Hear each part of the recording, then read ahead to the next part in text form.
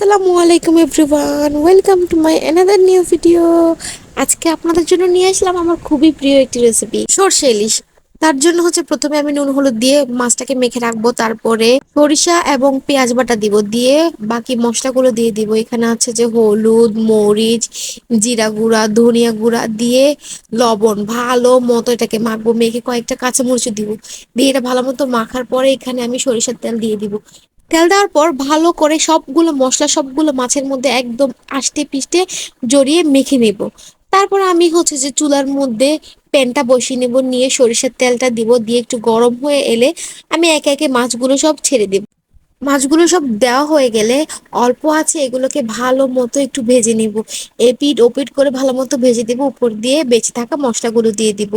ভালো মতো ভাজা হয়ে গেলে আমি বাটিটা ধুয়ে, যেখানে আমি যে ম্যারিনেট করে রেখেছিলাম, বাটিটা ধুয়ে একটু পানি দিয়ে দিব, দিয়ে এটাকে একটু কষাতে দিব। ভালো মতো পানিটা কষানোর মধ্যে কমে আসলে মশলাগুলো মাছের মধ্যে অবজার্ভ করে নিবে, মানে মশলাগুলো ভালো মতো টেনে নিবে, এবং সরিষাটা সরিষার মধ্যে কাঁচা কাঁচা যে একটা ফ্লেভারটা থাকে সেটা চলে যাবে।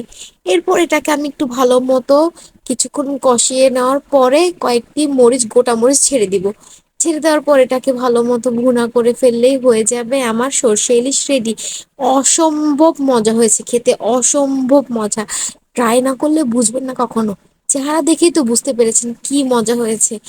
আমার রান্না পেতে হলে অবশ্যই আমাকে সাবস্ক্রাইব করে রাখবেন, পাশের বেল আইকনটা ক্লিক করে রাখবেন, যাতে আমার ভিডিওটা আসলে আপনারা পেয়ে যান। সবাইকে দেখার জন্য ধন্যবাদ এবং আসসালামু আলাইকুম।